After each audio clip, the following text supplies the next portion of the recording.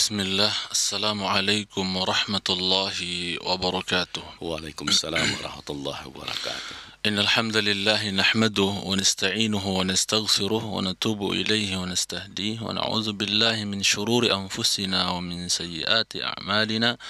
Man yahdihillah fala mudilla lahu wa man yudlil fala hadiya lahu. Wa ashhadu an la ilaha illallah wahdahu la syarika lahu. وأشهد أن محمدا عبده ورسوله لا نبي بعده يا أيها الذين آمنوا اتقوا الله حق تقاته ولا تموتن إلا وأنتم مسلمون يا أيها الناس اتقوا ربكم الذي خلقكم من نفس واحدة وخلق منها زوجها وبث منهما رجالا كثيرا ونساء واتقوا الله الذي تساءلون به والأرحام إن الله كان عليكم رقيبا يا أيها الذين آمنوا اتقوا الله وقولوا قولا سديدا يصلح لكم أعمالكم ويغفر لكم ذنوبكم ومن يطع الله ورسوله فقد فاز فوزا عظيما أما بعد فإن أصدق الحديث كتاب الله وخير الهدي هدي رسول الله صلى الله عليه وعلى آله وصحبه وسلم وشر الأمور محدثاتها فإن كل محدثة بدعة وكل بدعة ضلالة وكل ضلالة في النار أما بعد. Pemirsa Radio Hang yang saya cintai karena Allah Tabaraka wa Ta'ala, begitu juga ikhwan yang hadir di studio, yang mudah-mudahan Allah Jalla wa Ala senantiasa memberkahi umur kita, memberkahi harta kita, memberkahi keluarga kita.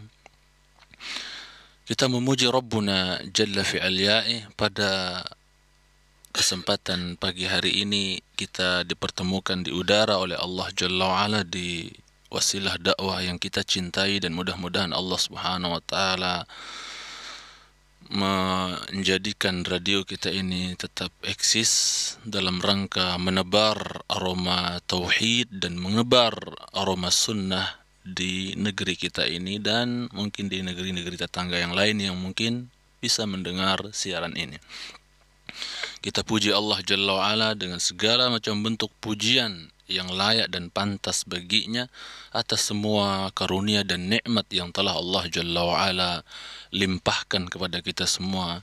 Di antara nikmat terbesar yang Allah karuniakan dan harus kita syukuri terus, ingat dan syukuri terus, adalah nikmatu al-Islam, ya, nikmat di atas Islam, nikmat di atas iman.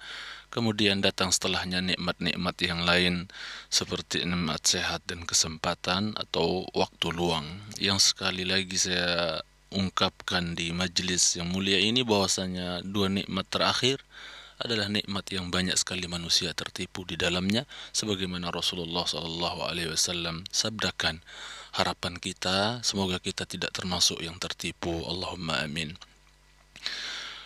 Kemudian yang kedua, salawat dan salam kepada Habibi Qulubina, kekasih hati kita, qudwah dan uswah kita, ya, Muhammad sallallahu alaihi wasallam, yang telah menghabiskan umur beliau sallallahu alaihi wasallam untuk mendakwahkan tauhidullah, untuk menebar, ya, aroma tauhid, ya, pertama di negeri Arab dahulu. Sallallahu alaihi wasallam dakwahkan akan hakikat la ilaha illallah, ya, kemudian Muhammadur Rasulullah yang kita sebut, ya, yang dekat dengan penyebutan dalam lisan kita adalah, ya, syahadatain, yang insya Allah mungkin pada kesempatan kali ini kita akan berbicara, ya, seputar syahadatain ini, ya.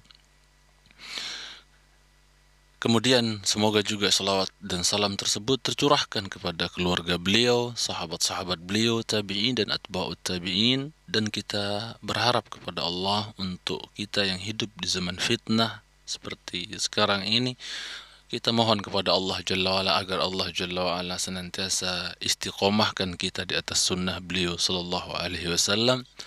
Syekhul Islam Ibnu Taimiyah dahulu pernah berkata, a'zamul karamah luzumul istiqamah. Semulia-mulia karamah itu adalah ketika kita istiqamah atau senantiasa di atas keistiqamahan, istiqamah di atas taatillah. Dan ketahuilah beliau yang pernah berkata, Syekhul Islam Ibnu Taimiyah, beliau yang pernah berkata, ala inna fid dunya jannah, ketahuilah bahwasanya di dunia itu ada surga. Di dunia ini ada surga, kata beliau, sebagaimana dinukil oleh murid beliau Al-Imam Ibnul Qayyim rahimahullah ta'ala, bahwasanya Syekhul Islam katakan, ala inna fid dunya jannah, ketahuilah oleh kalian di dunia ini ada surga. Man lam yadkhulha lam yadkhul jannatal akhirah. Siapa yang tidak masuk surga dunia ini, orang yang tidak mau masuk ke dalam surga dunia ini, maka apa? Lam yadkhul jannatal akhirah. Dia tidak akan bisa untuk masuk ke dalam surga akhirat. Maka ketika ditanyakan apa yang dimaksud dengan jannah atau surga di dunia, beliau berkata, ala wahiyat ta'ah, ketahuilah bahwasanya surga dunia itu adalah ketaatan. Maka mari kita masuki surga ketaatan ini agar kita bisa masuk ke dalam surga Allah Tabaraka wa Ta'ala di akhirat. Pemirsa yang saya cintai, pendengar Radio Hang dimanapun berada, saya mengambil tema ini sebagaimana permintaan salah seorang di antara ikhwan kita semalam. Saya termotivasi dengan sebuah kejadian untuk berbicara masalah ini, termotivasi dengan sebuah kejadian yang dinukilkan dalam sebuah kitab kecil Kutaib yang berjudul Irkam Ma'ana. Irkam Ma'ana, numpanglah sama kami, naiklah bersama kami. Sebuah kutip kecil yang di dalamnya disebutkan atau diceritakan tentang kisah nyata yang terjadi pada diri seorang syekh di Saudi sana, di Mekah sana, yang diberikan mandat oleh pemerintah Saudi untuk mengurus bagian wakaf. Urus bagian wakaf. Maka bertahun-tahun subhanallah beliau habiskan waktunya, sebagian umurnya untuk mengajarkan sebuah kitab yang dekat dalam dan akrab dengan kita, yaitu Kitab Tauhid. Kitab Tauhid yang pastinya kitab Tauhid mau nggak mau akan berbicara tentang syahadatain dan konsekuensi syahadatain dan seterusnya. Bertahun-tahun jemaah sekalian, pendengar Radio Hang yang saya cintai, bertahun-tahun beliau mengajarkan Kitab Tauhid. Ini saya ceritakan dulu sebagai prolog akan materi kita. Bertahun-tahun beliau mengajar Kitab Tauhid.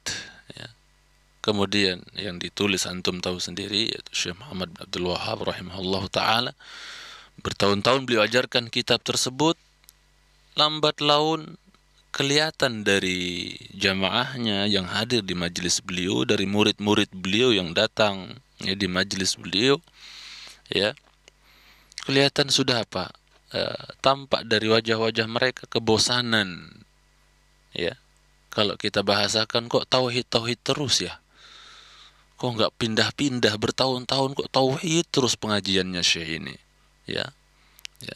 Maka kebosanan mereka ini terwujudkan atau ditampakkan dengan ungkapan mereka langsung di hadapan syekh dengan dikatakan, ya syekh, ila mata, sampai kapan kita akan belajar tauhid? Kenapa kita tidak ambil sirah ya syekh? Kenapa kita tidak ambil fikih? Ganti, ini udah kelamaan kita belajar tauhid.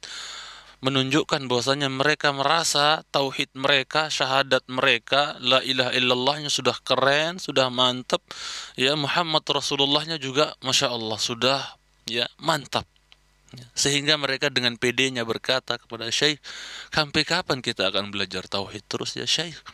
Kapan kita pindah pada pengajian sirah, kita buka kitab sirah, kita buka kitab fikih dan selainnya, tauhid terus gitulah. Maka pemirsa Hang yang saya cintai, pendengar Hang yang saya cintai, syekh dengan ungkapan sebagian muridnya ini bersedih, murung dan sedih, dengan ungkapan ini. Karena subhanallah ini ungkapan yang besar, ungkapan yang bahaya, ya. Seolah-olah menunjukkan bahwasanya mereka bosan belajar daripada tauhid ini. Maka apa? Maka Syekh pulang, ya, selesai pengajian Syekh pulang. Keesokan harinya, dan insya Allah mungkin kita pernah dengar kisah ini. Keesokan harinya Syekh datang ke majelis untuk ngajar seperti biasa dalam keadaan sedih dan murung. Kelihatan sekali dari wajahnya, murung, sedih. Kemudian murid-muridnya tersebut yang hadir di majelis beliau bertanya, "Ya Syekh, ma baluk? Ya Syekh, ada apa denganmu? Kok hari ini datang mau taklim kok sedih, murung kelihatannya, kok pucat dan terus. Kenapa ya Syekh?" Gerangan apa jawaban Syekh? "Sungguhnya saya mendengar di kampung sebelah tempat saya tinggal itu ada seorang anak muda, ya, menzinai ibunya sendiri." Yang sudah saya sampaikan hadis Tirmidzi semalam, Rasulullah SAW katakan kalau seandainya di antara Bani Israel ada yang menzinai ibunya sendiri, akan ada, niscaya di umatku ini juga akan ada yang melakukan yang demikian, menzinai ibu sendiri. Dan itu bukan suatu yang tabu lagi bagi kita. Tidak sedikit ada anak yang, ya, tega-teganya menzinai, ya, ibunya sendiri.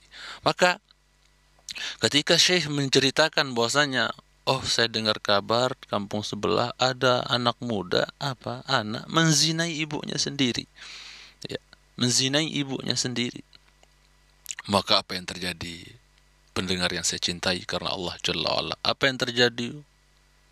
Ribut, rame di masjid itu, di majelis itu. Wah, kalau seandainya mungkin anak itu yang menzinai, yang diceritakan, yang menzinai ibunya itu ada di situ, mungkin sudah dicincang-cincang sama mereka. Kurang ajar ini anak, ya.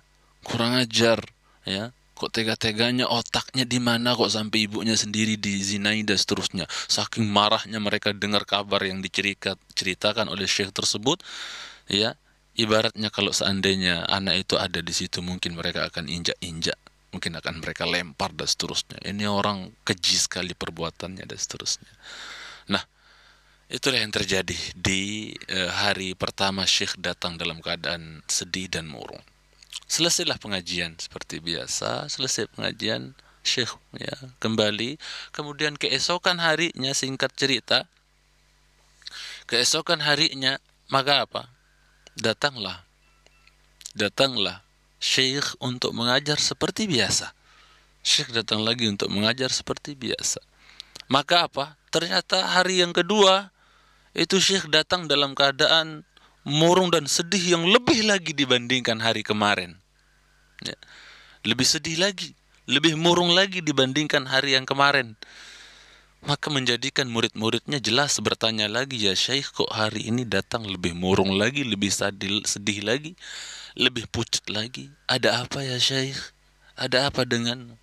Maka beliau menjawab, menceritakan bahwasanya, "Aku mendengar di kampung sebelah, ya, ada, ya, orang yang pindah rumah, beli rumah baru, mau pindahan, tapi sebelum dia sebelum dia masuki rumah tersebut, dia apa? Dia ngorok, nyembelih ayam, ya, ya, kemudian dialirkan darahnya tersebut di mana? Dialirkan darahnya tersebut di pintu rumah, ya, dicipratkan di pintu rumah." Tidak jauh dengan perbuatan orang-orang jahiliyah dahulu, di mana mereka menganggap yang sampai kepada Allah dari binatang korban itu, ya, adalah apanya? Adalah darahnya, dagingnya. Makanya Allah turunkan, "La yanalallaha luhumuha wala dima'uha walakin yanaluhu taqwa minkum." Ya, tidak akan, yang akan sampai kepada Allah itu bukanlah darahnya, bukan dagingnya, ya, ya, dari binatang korban kita itu, tapi yang akan sampai kepada Allah adalah takwanya, ketaatan kita melakukan ibadah korban itu, ya, itu yang nyampe, bukan daging dan darahnya. Nah, orang-orang jahiliyah dahulu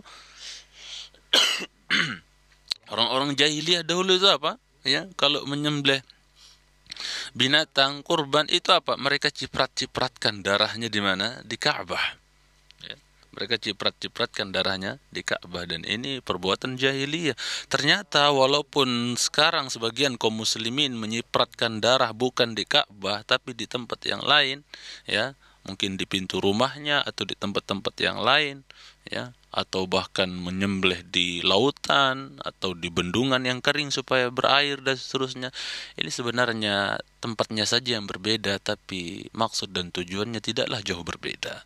Nah, ini fenomena yang kita sedihkan karena jauhnya ya kaum muslimin dari memahami hakikat syahadatain, tuntutan syahadatain la ilaha illallah Muhammad Rasulullah. Jauhnya mereka dari mengilmui konsekuensi daripada dua syahadatain yang insya Allah kita akan bicarakan.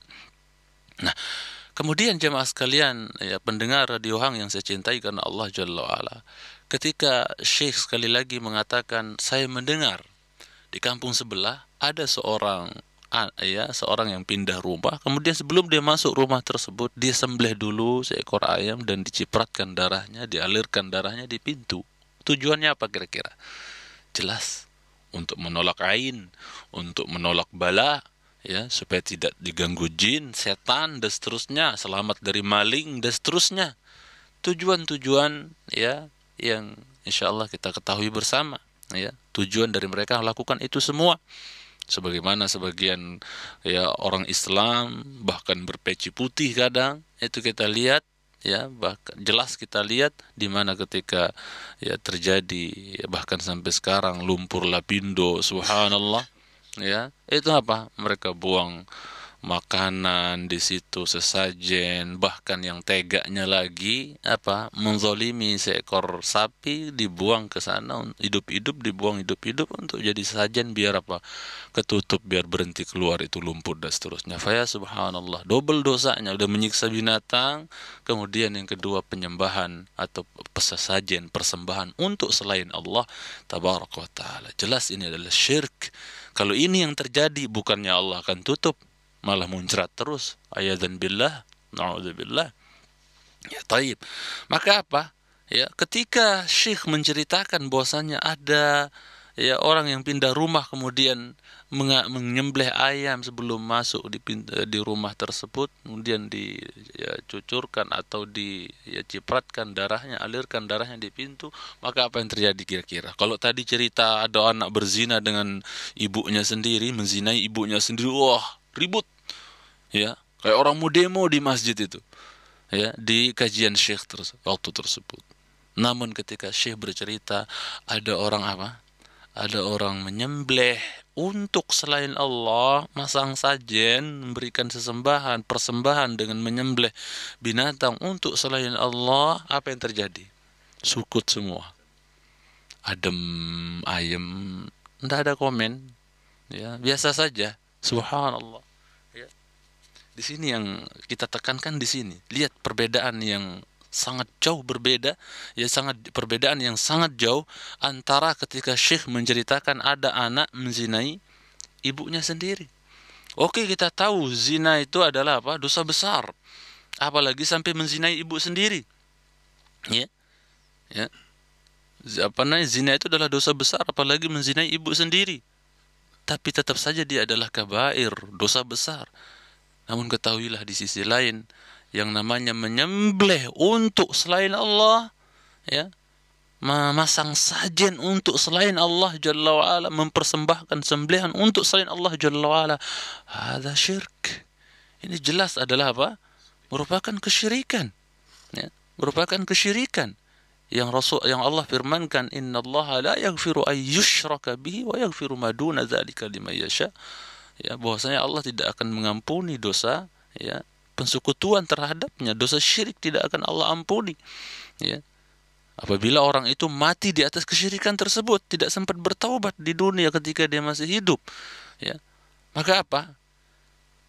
Perbedaan yang jauh sekali lagi ketika diceritakan ada yang berzina dengan ibunya, dengan ketika ada yang menyembelih untuk selain Allah Jalla wa'ala, anteng-anteng diam saja dan seterusnya. Padahal subhanallah tidak asing di telinga kita hadis Dzubab, hadis lalat, di mana ada dua orang bersaudara ingin memasuki sebuah daerah perkampungan. Akan tetapi syarat untuk bisa masuk di gerbang ya perkampungan tersebut adalah apa? Harus mempersembahkan atau mengorbankan sesuatu untuk sang penunggu. Ya. Maka apa? Seorang di antara mereka berkata, saya tidak memiliki apa-apa untuk saya sembelih. Assalamualaikum warahmatullahi. Tidak ada sesuatu yang bisa saya persembahkan, tidak ada yang bisa saya sembelih, ya. Akan menjadi persembahan untuk jadi kurban, nggak ada. Maka apa? Dikatakan kepada mereka, ya, dikatakan kepada mereka, sembelihlah walaupun sekedar apa? Sekedar seekor lalat, seekor lalat, ya. Sembelihlah walaupun seekor lalat. Maka akhirnya apa? Hanya untuk kepentingan duniawi supaya bisa masuk, bisa selamat, yang satunya rela ya mengorbankan seekor lalat untuk selain Allah Jalla wa'ala, ya, hanya untuk kepentingan dunianya, yaitu bisa masuk ke perkampungan tersebut, daerah tersebut. Adapun yang satu kukuh dengan akidahnya, kukuh dengan tauhidnya, kukuh dengan la ilaha illallahnya, kukuh dengan syahadatainnya, ya. Maka apa? Saya tidak mau menyembelih untuk selain Allah, hatta walaupun dengan seekor lalat. Adapun yang satu yang nyembelih ya untuk selain Allah dengan seekor lalat, maka dia masuk neraka. Adapun yang tidak mau menyembelih untuk Allah walaupun dengan seekor lalat, apalagi ayam, apalagi sapi, apalagi kebo dan seterusnya, maka dia masuk ke dia masuk ke dalam surga. Yang tidak mau nyembelih masuk ke dalam surga. Ini ya menunjukkan fadilah dan keutamaan kukuh di atas tauhid, kukuh di atas syahadatain. Nah, kembali kepada majelis syekh tadi. Maka apa? Ketika beliau melihat keadaan yang jauh berbeda ketika Syekh menceritakan ada anak berzina dengan ibunya. Kemudian keadaan ketika beliau ceritakan ada orang yang menyembelih untuk selain Allah, di mana mereka anteng-anteng saja. Padahal Rasulullah SAW bersabda, "Man dzabaha li ghairillahi faqad asyrak." Barang siapa yang menyembelih untuk selain Allah, sungguh dia telah syirik. Ya. Sungguh dia telah syirik. Bahkan dalam hadis yang lain Rasul sabdakan, la'anallah man dzabaha li ghairillah. Allah melaknat ya orang yang menyembelih untuk selain Allah Jalla wa ala. Ya. Satunya dosa besar yaitu zina, satunya adalah syirik, dosa terbesar. Ya.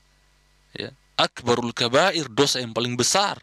Kalau disebutkan tentang dosa-dosa besar, selalu yang mengambil urutan pertama adalah apa?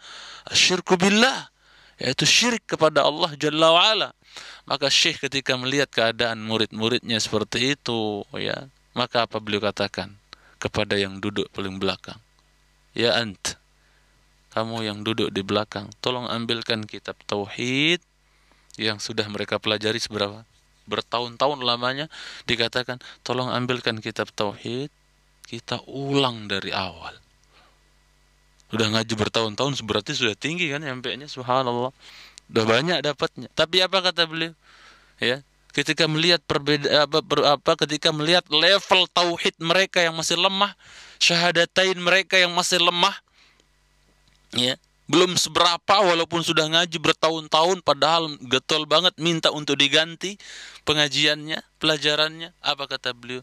Ya ente yang duduk di belakang, tolong ambilkan kitab tauhid, kita ulang dari belakang.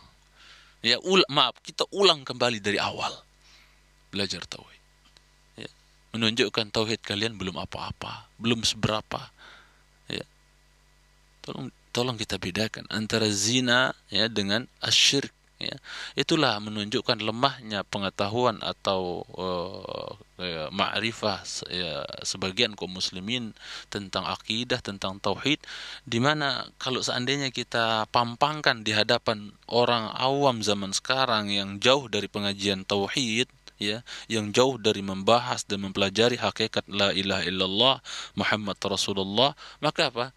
Saya ilustrasikan orang sekarang kecuali yang dirahmati oleh Allah. Ya. Kecuali yang dirahmati oleh Allah, kita letakkan di hadapan mereka ya ada laki perempuan yang sedang berzina, terang-terangan laki perempuan berzina di pinggir jalan. Kemudian yang di sebelahnya lagi ada orang sedang minta-minta sama pohon. Ini ilustrasi saja. Kita akan ukur bagaimana level ya tauhid dan akidahnya ya sebagian kaum muslimin di zaman sekarang, ya. Bagaimana pengetahuan mereka akan la ilaha illallah Muhammad Rasulullah, coba kita ukur. Taruh ada orang berzina terang-terangan di pinggir jalan, taruh lagi di sebelahnya ada orang apa? Sedang minta-minta sama pohon atau minta-minta sama batu, ya. Maka apa? Tanya, "Mas, mana yang lebih keji ini? Mana yang lebih besar dosanya ini?" Dengan ya level akidah dan tauhid ya sebagian kaum muslimin yang sangat minim di zaman sekarang, apa dia akan jawab? Mana yang lebih keji? Mana yang lebih besar dosanya kira-kira? Ya, ya. Apa dia akan katakan? "Wah, ini nih yang berzina ini, kurang ajar ini, pinggir jalan lagi dan seterusnya." Ya, yang nanti subhanallah, ya, ini saya berikan satu faedah, yang nanti perkataan yang paling mending diucapkan oleh seseorang yang melihat dua orang ya manusia laki dan perempuan sedang berzina di pinggir jalan, paling mending diucapkan nanti, dan sekarang udah hampir mulai terjadi ya, ucapan dan perkataan lebih mending yang lebih mending diucapkan oleh seseorang nanti ketika mendapatkan ada perempuan sama laki-laki berzina terang-terangan di pinggir jalan. Apa yang paling mending? "Mas, cobalah kalau zinanya jangan di pinggir jalan begini, agak sana dikit, banyak orang lewat." Itu paling mending loh. Itu paling ma'ruf itu di waktu tersebut. Saking menyebarnya fahisyah perzinahan yang di atas namakan HAM, hak asasi manusia, gua lolo dan seterusnya. Ya, urus dirimu sendiri. Ya saya, anta ya anta dan seterusnya. Subhanallah. Hilanglah amar ma'ruf nahi mungkar sebagaimana Bani Israel dahulu. Taib. Jadi apa jamaah sekalian, pemirsa Radio Hang atau pendengar Radio Hang yang saya cintai karena Allah tabaraka wa taala, dari sini kita akan ya kita bisa melihat ya, jadi dari jawaban orang yang kita tanya, mana yang lebih keji Mas, yang lagi berzina pinggir jalan terang-terangan atau yang sedang minta-minta kepada batu atau kepada pohon, ya, yang minta-minta kepada batu atau kepada pohon, maka dia akan menjawab apa? "Wah, ini yang lebih sadis ini, lebih kurang ajar nih, lebih keji nih, yang berzina pinggir jalan, tahu malu dan seterusnya. Ini lebih besar dosanya." Saking rendahnya ya level akidah mereka dan tauhid mereka, karena jauh dari belajar akidah, jauh dari belajar tauhid, ya. Itu jemaah sekalian saya cintai karena Allah tabaraka wa taala, ya. Padahal apa yang saya sebutkan tadi dari minta-minta di ya batu ya, di sebuah kampung ada batu berbentuk, dan pernah saya lihat sendiri berbentuk katak, itu didatangi diminta. Ada batu besar berbentuk katak duduk, masya Allah, diminta-minta, dipasang sesajen dan seterusnya. Ada pohon besar, pohon beringin, ya, itu apa? Dipasangkan sajen, ya. Kemudian ya mereka minta barokah, minta apa, minta hajat dan seterusnya, ya, subhanallah, kepada penunggu dan seterusnya. Ini semua syirik yang menyebar dan kita tidak bisa tutup mata dari ini semua. Ya, gerangan apa masalahnya? Ya, maka kita jawab, ada masalah pada syahadatain, ada masalah pada la ilaha illallah, ada masalah pada Muhammadur Rasulullah, ya. Padahal dulu subhanallah, kalau kita ingat bagaimana Umar bin Khattab, dari zaman Umar bin Khattab misalnya, ketika ya pohon Ridwan yang dulu Rasulullah SAW ya dibaiat di bawah ya pohon Ridwan tersebut, setelah Rasulullah SAW wafat, pohon tersebut banyak orang datengin, banyak sebagian sahabat mendatengin, bahkan ada yang sampai sholat mengerjakan sholat di bawah pohon tersebut. Umar bin Khattab yang sangat semangat dalam ya menjaga agama rakyatnya, tidak bisa membiarkan itu terus berlanjut. Maka apa? Beliau datang. Pertama beliau datang untuk beliau datang untuk menasihati mereka, menerangkan kepada mereka tentang tauhid, tentang akidah, ya. Kemudian setelah mereka faham, dihancurkan, ya, ditebang, ya, dipangkas itu pohon Ridwan, menutup pintu-pintu kesyirikan. Ya, beliau tutup, ya, saddud dzara'i, menutup pintu-pintu kesyirikan. Sebagaimana dulu juga Syekh Muhammad bin Abdul Wahab rahimahullah taala menebang langsung pohon yang diagung-agungkan dulu ya di zaman beliau. Di mana kalau ada wanita yang belum dapat jodoh, dia datang ke pohon tersebut sambil berkata, "Ya fahlal fahul, urzuqna zawjan qabla al-haul." Wahai pohon pintar, berikanlah kami suami sebelum 1 tahun. Minta suami sama pohon. Ada yang belum punya anak, itu apa? Dia ikatkan kain di ranting-ranting pohon tersebut, kemudian minta anak dengan sebab itu. Faya subhanallah, ke pohon, kepada pohon, dan seterusnya. Percaya kepada benda-benda mati, dan seterusnya. Ini yang dikikis oleh Syekh Muhammad bin Abdul Wahab rahimahullahu ta'ala, yang sangat sayang sekali, sangat kita sayangkan. Nama Syekh Muhammad ini, ya, Syekh Muhammad bin Abdul Wahab, yang mengikis kesyirikan di negeri Arab dahulu, itu untuk di negeri kita namanya tercoreng, ya, namanya ya tercoreng, tidak baik, ya, bahwasanya Muhammad bin Abdul Wahab itu bawa pemahaman yang sesat, bawa pemahaman yang buruk, bawa pemahaman yang bertentangan dengan tradisi dan seterusnya. Subhanallah, ya, kalau boleh saya ungkapkan, kalau bukan karena sebab dakwah beliau, ya, di Hijaz sana, kalau bukan karena sebab dakwah beliau setelah karunia dari Allah, mungkin orang Arab masih banyak yang syirik, ya, mungkin orang Arab masih banyak yang berbuat syirik, ya, di mana ya kuburannya Zaid Al-Khattab diagungkan dan seterusnya, dibikinkan adrihah bangunan, dan itu banyak diikuti oleh sebagian kaum muslimin zaman sekarang, di mana apa? Di mana ya kuburan-kuburan dibangunkan seperti musola, seperti langgar dan seterusnya. Subhanallah. Ini suatu yang diharamkan dalam ya syariat kita yang dikenal dalam ilmu akidah dengan adrihah. Apa yang menyebabkan ini semua, jamaah sekalian saya cintai? Sekali lagi saya ungkapkan, tiada lain tiada bukan, sebabnya adalah apa?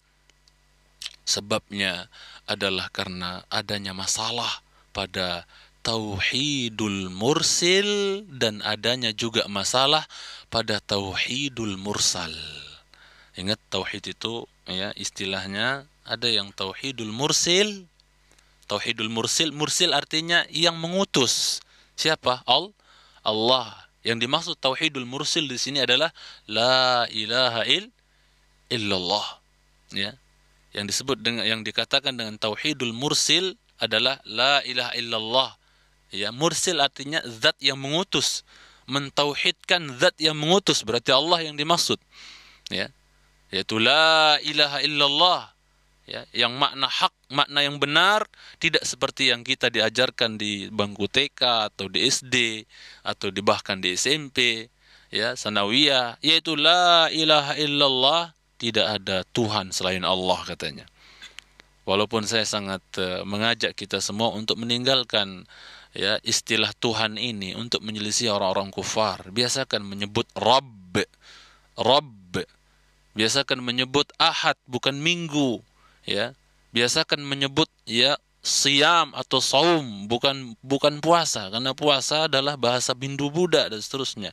Ya, biasakan lisan kita menyebut istilah-istilah syar'i, saum, siam, Ramadan, siam, Ashura, Tasu'a, dan seterusnya. Nah, itu. Jadi jemaah sekalian saya cintai, karena Allah tabaraka wa taala, ya. Jadi sekali lagi, karena ada masalah pada tauhidul mursil.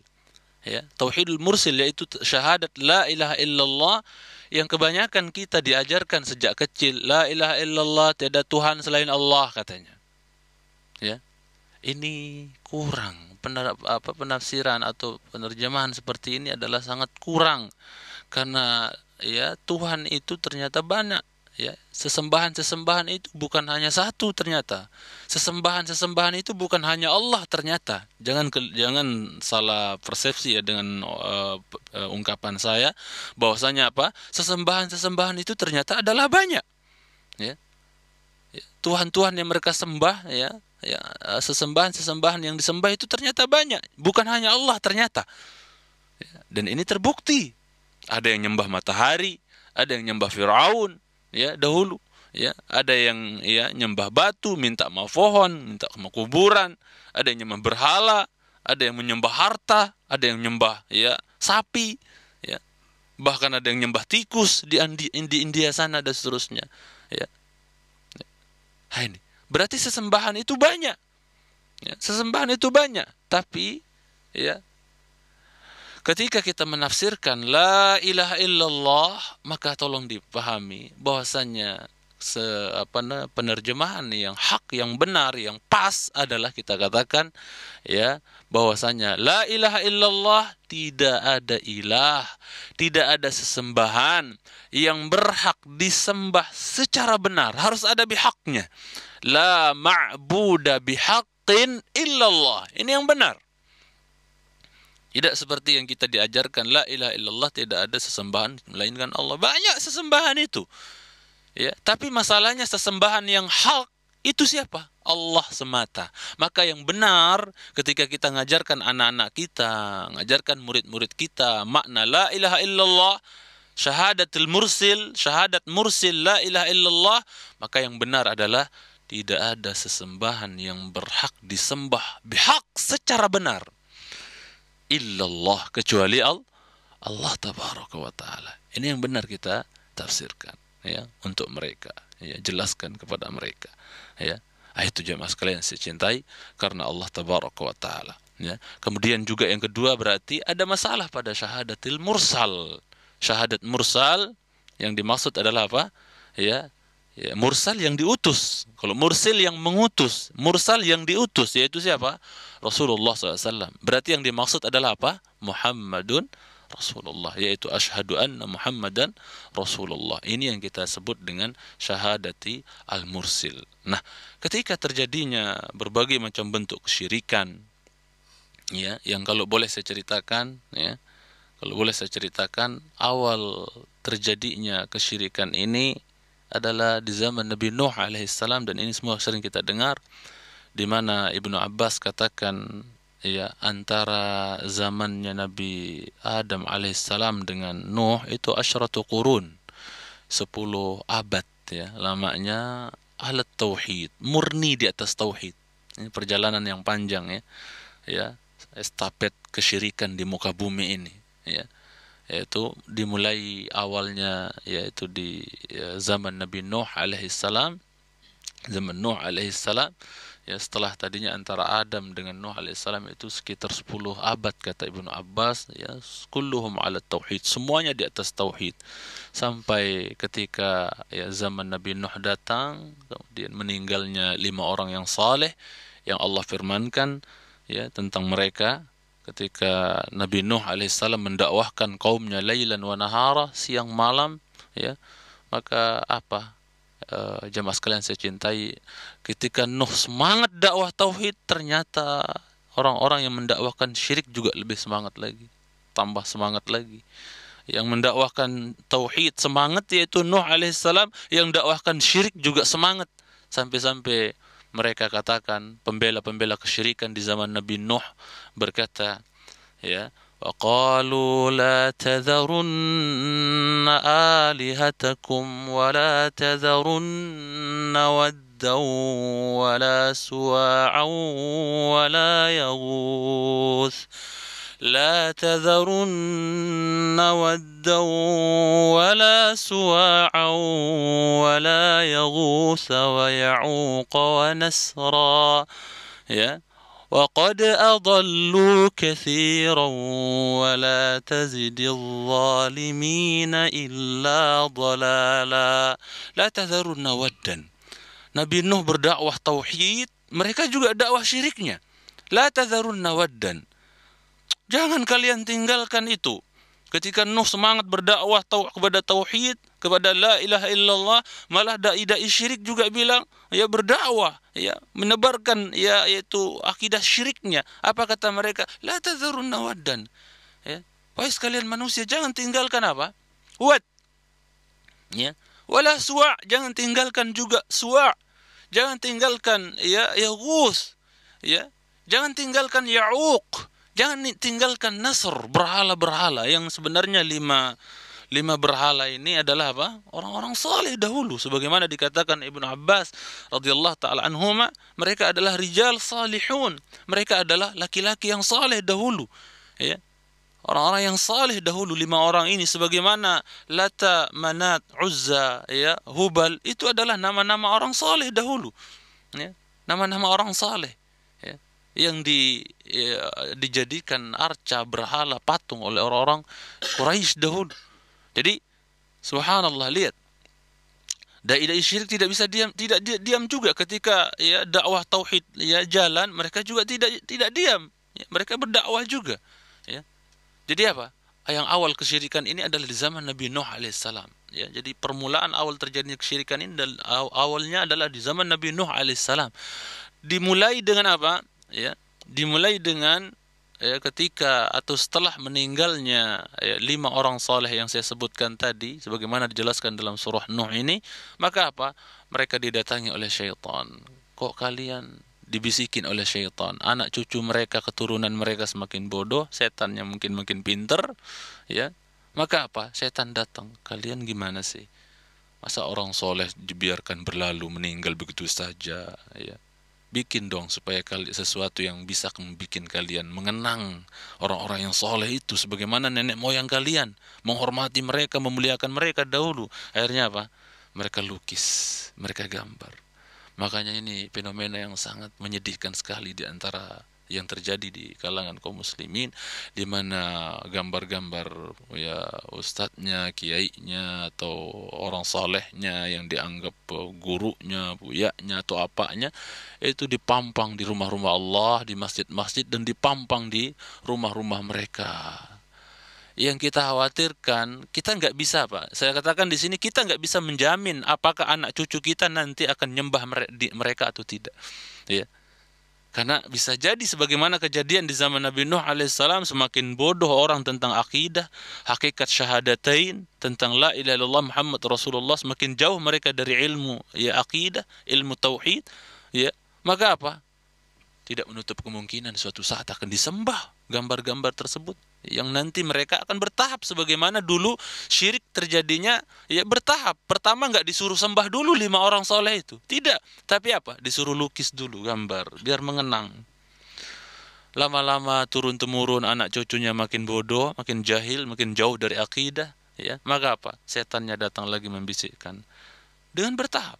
Kalian kok masa cuma dilukis doang, ya, orang solehnya, cobalah bentuk seperti arca, seperti apa, seperti patung gitu, biar lebih berkesan, lebih teringat, lebih terngiang-ngiang lagi dalam ingatan. Maka bentuk seperti patung, maka apa, dibikinlah mirip seperti 5 orang soleh itu, dibikin patung padahal dibiarkan dulu oleh syaitan. Jangan tidak dilangsung mintalah hujan sama dia, mintalah anak sama dia, mintalah ya hajat sama, enggak, sebentar dulu, biarin dulu. Yang penting udah berhasil nih setan bikin apa, 5 orang soleh ini jadi berhala, patung. Maka apa? Ya, lambat laun mereka semakin jahil, keturunan mereka semakin jahil, maka setan datang lagi dan mengatakan, ya, adalah nenek moyang kalian mengagungkan ya berhala-berhala ini, maksudnya mengagungkan 5 orang soleh ini, masya Allah, luar biasa pengagungan mereka. Kalian agungkan juga lah. Masukkanlah dulu masukkan di tempat-tempat perkumpulan kalian, di tempat-tempat biasa kalian ngumpul, di tempat-tempat ibadah kalian, masukkanlah berhala-berhala tersebut, 5 orang soleh tersebut, untuk kalian supaya kalau nyembah mereka kalau nyembah Allah itu apa namanya, khusyuk, tenang di samping orang soleh gitu loh. Ini tipu daya syaitan. Jadi syaitan nggak langsung suruh murtad, tapi apa, pelan-pelan, ya, pelan-pelan, dengan ya apa namanya, tadarruj, ya. Maka apa, akhirnya mereka masukkan ke dalam apa, ke dalam tempat-tempat perkumpulan mereka, tempat-tempat ibadah mereka. Ujung-ujungnya syaitan lagi datang dan berkata, mintalah hajat kalian, kebutuhan kalian kepada siapa? Kepada berhala ini, 5 orang soleh ini, kering kerontang, minta hujan sama dia dan seterusnya. Akhirnya apa? Ya, terjadilah penyembahan selain Allah Jalla wa'ala. Jadi dengan proses, ya, dengan proses. Dan ini di zaman kita sekarang, ya, kalau manusia semakin jauh dari akidah, semakin jauh dari mempelajari hakikat la ilaha illallah Muhammad Rasulullah, tidak menutup kemungkinan suatu saat akan terjadi ya apa yang telah terjadi di zaman Nabi Nuh alaihissalam, di mana orang-orang soleh itu dibanggakan, dimuliakan, hulu berlebih-lebihan, ya, sehingga ujung-ujungnya diminta selain daripada Allah Jalla wa'ala. Bahkan ya, kebetulan Malaysia dekat di sini, itu orang-orang kampung saya dulu, sebagian orang kampung saya itu ya memilih, di situ ada tuan guru yang sangat terkenal, masya Allah, itu apa, ya, dibikinkan gambar atau fotonya itu dibikin seperti kalung, kemudian kalau mau safar pergi merantau dipakai kalung tersebut, kemudian kalau ada mara bahaya dan seterusnya, insya Allah foto ini bisa menyelamatkan dari mara bahaya. Ketika dihadang di pinggir laut, di pinggir pantai di Malaysia sana, mereka nyemplung katanya, ya. Kemudian berenang di lautan yang dalam seperti itu, tapi selamat karena apa? Karena ada kalung dan seterusnya. Ini subhanallah, ya. Ada lagi yang mampang foto, ya, tuan guru di dalam rumah, ya, di dalam rumahnya ketika terjadi kebakaran itu sendiri saja yang nggak kebakar karena ada fotonya tuan guru. Ini semua kan keyakinan-keyakinan yang menjurus kepada kesyirikan, yang semalam sudah ana sampaikan, inna min awsa'i awdiyatil batil al-ghuluw fil afadil. Sesungguhnya, ya, lembah kebatilan yang paling luas itu adalah ketika orang gulu berlebih-lebihan kepada orang-orang yang dianggap saleh. Yaitu. Kemudian pendengar Radio Hang yang saya cintai karena Allah tabaraka wa taala, konsekuensi atau tuntutan daripada syahadat la ilaha illallah Muhammad Rasulullah ingin saya jelaskan secara singkat pada kesempatan yang mulia ini. Konsekuensi ini terdapat di dalam 4 hakikat Islam yang insya Allah kita semua sudah tahu. Konsekuensi atau tuntutan daripada la ilaha illallah Muhammad Rasulullah yang setiap sholat kita ucapkan, ya, itu kalau boleh saya katakan tercantum di dalam, ya, 4 hakikat Islam yang sudah kita kenal. Mana 4 hakikat Islam itu, Ustaz? Yang saya, kalau izinkan saya mengungkapkan di sini, kalau seorang ustadz, seorang dai tidak memfokuskan dakwahnya atau bahkan sama sekali nggak mendakwahkan 4 hakikat Islam ini, maka mohon maaf saya katakan di majelis ini, ya, kalau seorang dai, seorang ustadz jauh dakwahnya, ceramahnya dari membahas 4 hakikat Islam ini, mohon maaf saya katakan di sini, ustadz itu belum mengenal hakikat Islam. Ya, dia belum mengenal hakikat Islam. Ya. Kalau seorang dai ustadz tidak memfokuskan dakwahnya pada 4 perkara ini, 4 hakikat Islam ini, maka sungguhnya dia belum mengenal hakikat Islam yang sebenarnya. Apa dia? Apa yang 4 tersebut?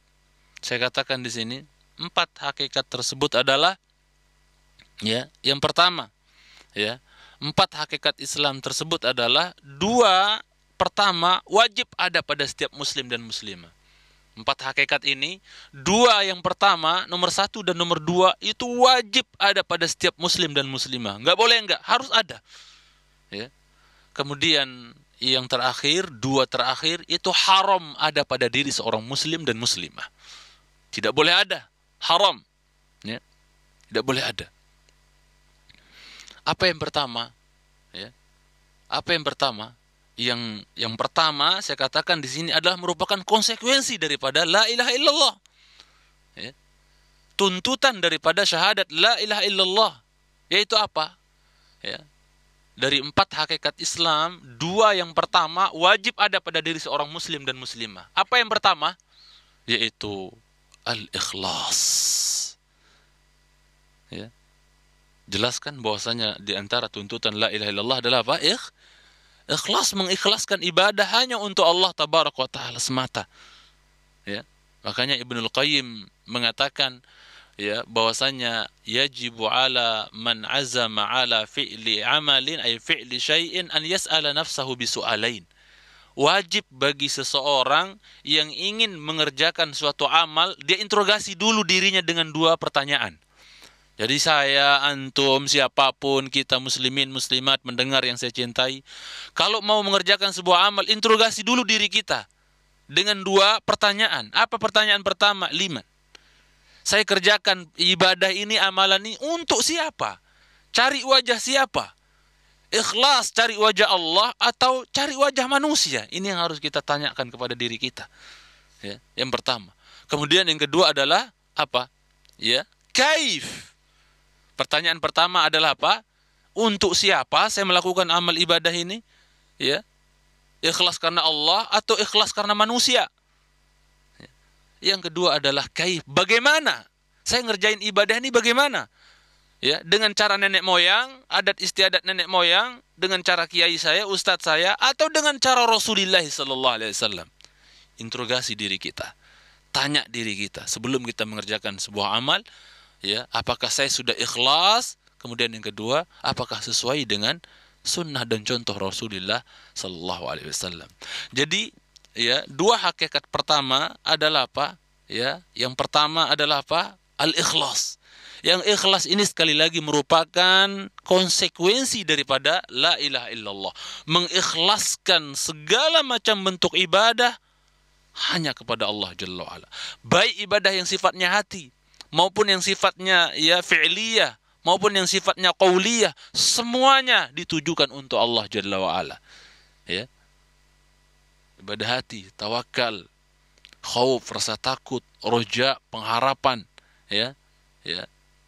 Itu semuanya harus ditujukan kepada Allah Jalla wa'ala. Cinta hanya untuk Allah Jalla wa'ala. Kemudian apa?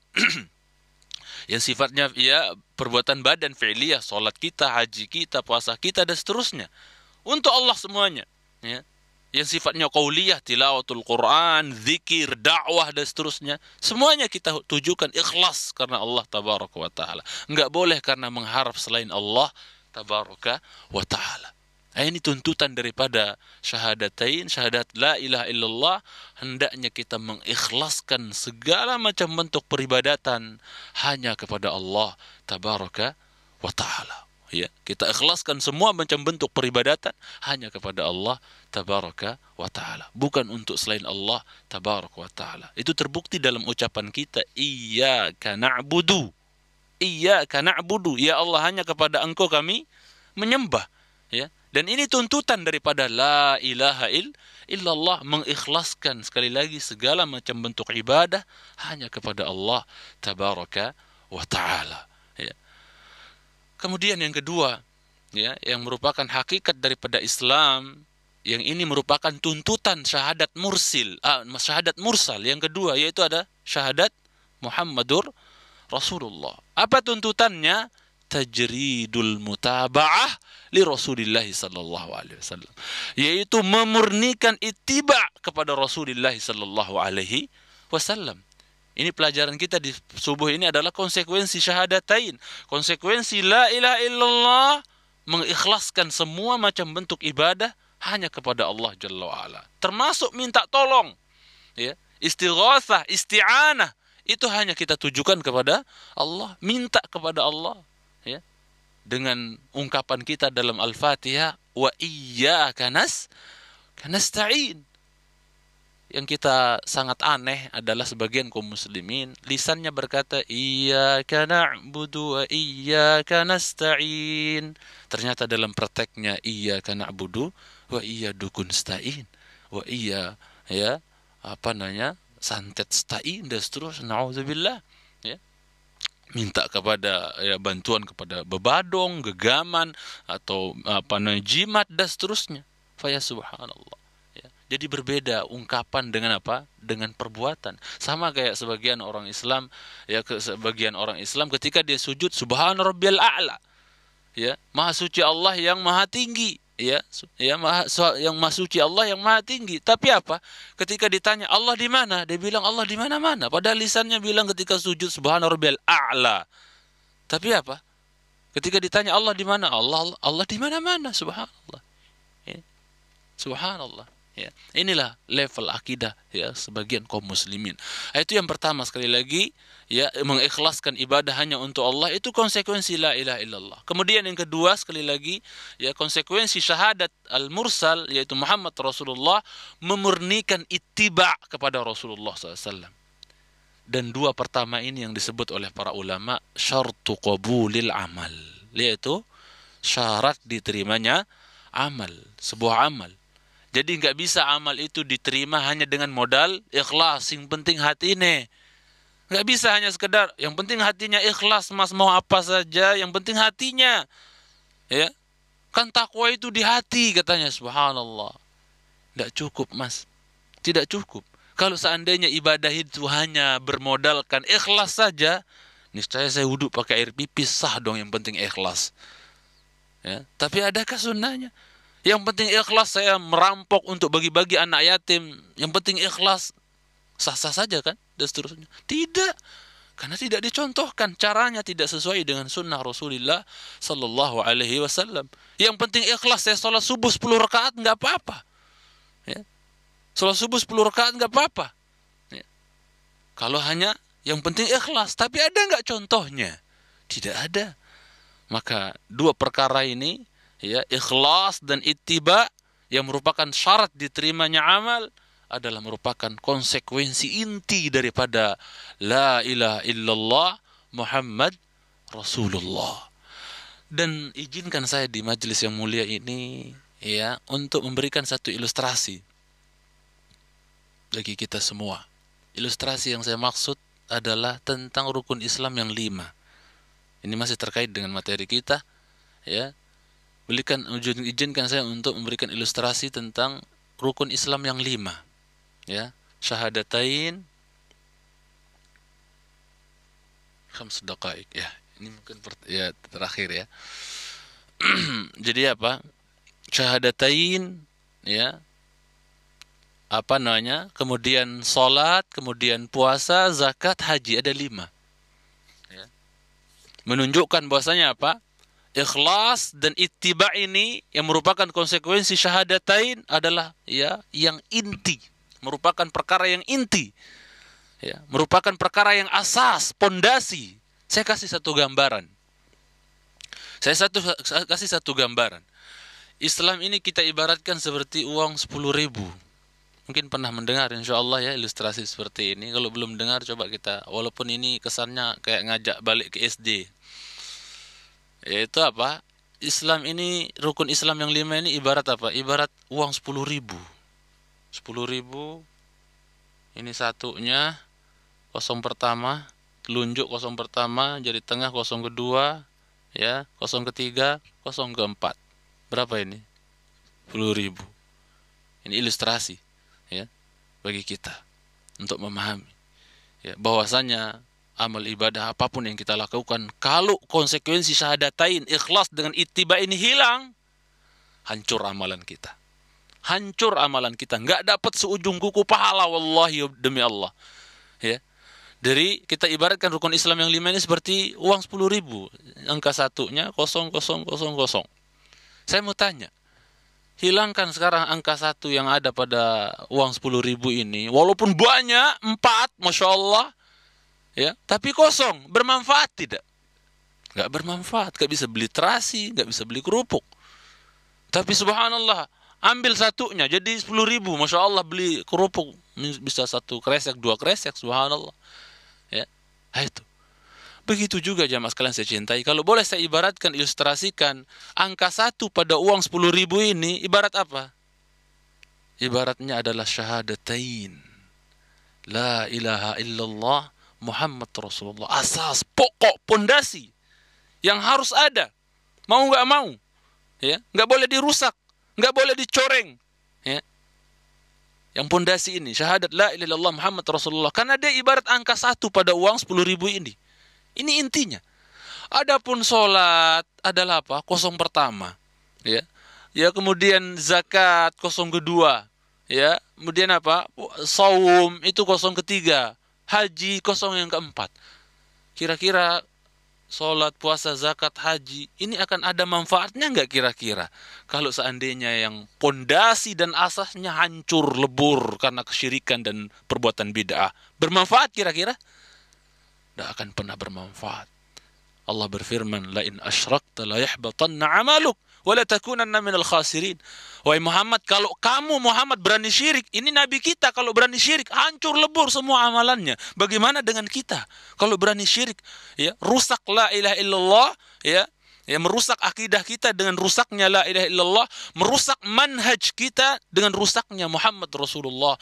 Karena la ilaha illallah Muhammad Rasulullah ini 2 sejoli, berarti menunjukkan akidah dengan manhaj itu 2 sejoli yang nggak bisa terpisahkan. Ada orang akidahnya bagus tapi manhajnya bobrok, ini muskilah. Ada orang manhajnya mungkin bagus tapi akidahnya nggak benar juga. Ini 2 sejoli yang harus saling bertautan, ya, antara akidah yang sahihah dengan manhaj yang sahih, Ini harus bertautan. Karena la ilaha illallah Muhammad Rasulullah nggak bisa terpisah. Ya. Jadi nggak bisa hanya yang penting ikhlas, la ilaha illallahnya beres, tapi Muhammad Rasulullahnya nggak beres. Ini nggak bisa. Itu kita ibaratkan tadi, bahwasanya kalau seandainya 0 yang 4 ini, kalau seandainya angka 1 hilang, maka 0 yang 4 ini nggak ada manfaatnya. Sebagaimana sholat, puasa, zakat, haji kita yang ibadah yang 4 ini, rukun Islam yang 4 ini, akan hancur lebur, nggak ada manfaatnya, nggak mendatangkan seujung kuku pahala kalau kita kerjakan, apabila asas dan pondasinya la ilaha illallah Muhammad Rasulullah, dua syahadatain ini konsekuensinya kita tidak wujudkan, yaitu al-ikhlas dan dan ittiba kepada Rasulullah SAW. Ibnu Mas'ud, terakhir dari saya, Ibnu Mas'ud pernah berkata, la yanfa'u qaul illa bi'amal. Enggak bermanfaat sebuah ucapan tanpa diamalkan. Wala yanfa'u qaulun wala amalun illa biniyah. Lihat sekarang pembuktian, tidak bermanfaat ucapan, tidak bermanfaat juga amalan illa biniyah, kecuali dengan niat yang ikhlas karena Allah. Ini pertama, kecuali dengan ikhlas, dengan niat yang ikhlas. Tapi masih ada sisa. Wala yanfa'u qaulun wala amalun wala niyah illa bima wafaqas sunnah. Tidak bermanfaat perkataan, tidak bermanfaat perbuatan, amalan, tidak bermanfaat niat yang ikhlas. Enggak ada manfaatnya niat yang ikhlas kecuali apabila amalan tersebut sesuai dengan sunnah Nabi Sallallahu Alaihi Wasallam. Makanya manusia dalam beribadah ada 4 kategori. Mudah-mudahan kita termasuk yang pertama. Manusia dalam beribadah ada 4 kategori. Ada yang mewujudkan konsekuensi la ilaha illallah Muhammad Rasulullah, mewujudkan konsekuensi syahadatain. Yaitu yang pertama, kategori pertama, ada hamba Allah yang nyembah Allah dengan apa? Bil ikhlas wa bil mutaba'ah. Ada yang nyembah Allah dengan ikhlas, modal ikhlas plus modal mutaba'ah, ittiba kepada Rasulullah SAW. Ini orang yang telah mewujudkan konsekuensi daripada la ilaha illallah Muhammad Rasulullah. Dia sembah Allah dengan ikhlas, dia sembah Allah dengan cara nabinya Allah, yaitu Rasulullah sallallahu alaihi wasallam. Kemudian ada lagi yang kedua, tipe manusia yang kedua, nyembah Allah min ahlil ikhlas wa laysa min ahlil mutaba'ah. Masya Allah, ikhlasnya luar biasa, tapi apa? Tidak sesuai dengan sunnah Rasulullah SAW. Kira-kira amalnya makbul wala mardud? Mardud. Man amila amalan laysa alaihi amruna fahuwa raddun, ay mardud. Barang siapa yang mengamalkan sebuah amal yang tidak sesuai dengan perintah kami, maka apa? Tuntunan kami, yaitu Rasulullah SAW dan para sahabatnya, tertolak amalan tersebut. Rawahu Muslim dari jalan ibunda tercinta Aisyah radhiyallahu taala anha. Itu ada orang yang ikhlas tapi tidak sesuai dengan sunnah, tertolak amalannya. Nomor 3, tipe yang ketiga, ada orang yang nyembah Allah pakai itibanya luar biasa, subhanallah, nyunahnya luar biasa, tapi laisa min ahlil ikhlas, cari wajah manusia, tidak ikhlas, tidak ikhlas, itiba iya, sunnah iya, tapi apa? Tidak ikhlas. Maka ini juga tertolak apa terima? Tertolak. Allah akan campakkan dia bersama kesyirikannya, bersama riaknya, sum'ahnya dan seterusnya. Yang paling merugi kata para ulama, akhsarun nas, manusia yang paling merugi itu adalah apa? Laisa min ahlil ikhlas wa laisa min ahlil ittiba'. Sudah enggak ikhlas dalam ibadahnya, enggak ittiba pula. Kalau enggak taubat, meninggal aja cepat-cepat. Kalau seandainya hidup tidak ada ikhlas, tidak ada ittiba, lu ngikutin siapa beragama? Ini konsekuensi daripada la ilaha illallah Muhammad Rasulullah, syahadatain, hendaknya kita ikhlaskan segala macam bentuk ibadah kepada Allah dan murnikan ittiba kepada Rasulullah sallallahu alaihi wasallam. Mudah-mudahan kita termasuk yang pertama, Allahumma amin. Mohon maaf sebenarnya kalau kita mau jelaskan agak panjang masalah ini, tapi ini kan waktunya yang singkat, kita cukupkan sampai di sini. Silakan Ustaz. Baik, kita akan terima penelpon pertama. Assalamualaikum. Waalaikumsalam warahmatullahi wabarakatuh. Maaf Pak, dari siapa di mana Pak? Dari Kamso di perjalanan, Pak. Silakan Pak Kamso. Assalamualaikum Ustaz. Waalaikumsalam warahmatullahi wabarakatuh. Bapak silakan. Ini masalah konsekuensi syahadatain dari Ustaz. Jadi kalau saya melihat di masyarakat yang ada seperti saya di TV itu ada yang seperti sedekah laut lah, sedekah bumi lah, sedekah yang macam-macam. Itu kan jelas-jelas itu adalah syirik. Ya. Nah, setelah saya lihat juga di ustadz-ustadz yang maaf kata lah yang di layar kaca itu tidak berani mengatakan bahwa itu adalah tegas-tegas adalah itu adalah syirik karena mungkin ada sesuatu yang lain gitu kan. Iya, Tapi Pak. alhamdulillah ustadz dari pada salaf ya terutama yang saya dengar dari radio ini itu berani bahwa menyatakan itu adalah syirik gitu. Iya, Cuma silakan. sekarang akses Pertanyaan, untuk Pak, silakan. pertanyaannya kenapa ustadz yang di situ tidak berani mengatakan kalau itu adalah syirik gitu Pak Ustadz. Itu aja, Pak ya. Iya, terima Ya, kasih. baik. Wassalamualaikum warahmatullahi wabarakatuh. Waalaikumsalam warahmatullahi wabarakatuh. Subhanallah. Terima kasih Bapak atas pertanyaannya ya, dan mudah-mudahan Allah SWT lancarkan perjalanan Bapak dan mengistiqomahkan kita di atas tauhid dan di atas sunnah Nabi SAW, wafat di atas Islam dan di atas sunnah, karena nggak semua orang yang meninggal di atas Islam di atas sunnah ya. Kita mohon kepada Allah Jalla wa'ala meninggal di atas Islam dan di atas sunnah ya, karena Allah berfirman ya, wala tamutunna illa wa antum muslimun, janganlah kalian meninggal kecuali di atas Islam, dan Islam ya adalah sunnah, sunnah adalah Islam, sebagaimana komentar Al-Imam Al-Barbahari rahimahullah ta'ala. Terima kasih Bapak pertanyaannya. Pertanyaan intinya adalah apa? Kenapa mereka diam? Kenapa mereka seolah-olah tidak berani untuk as-sada' bil haqq ya, untuk terang-terangan menyampaikan kebenaran ya.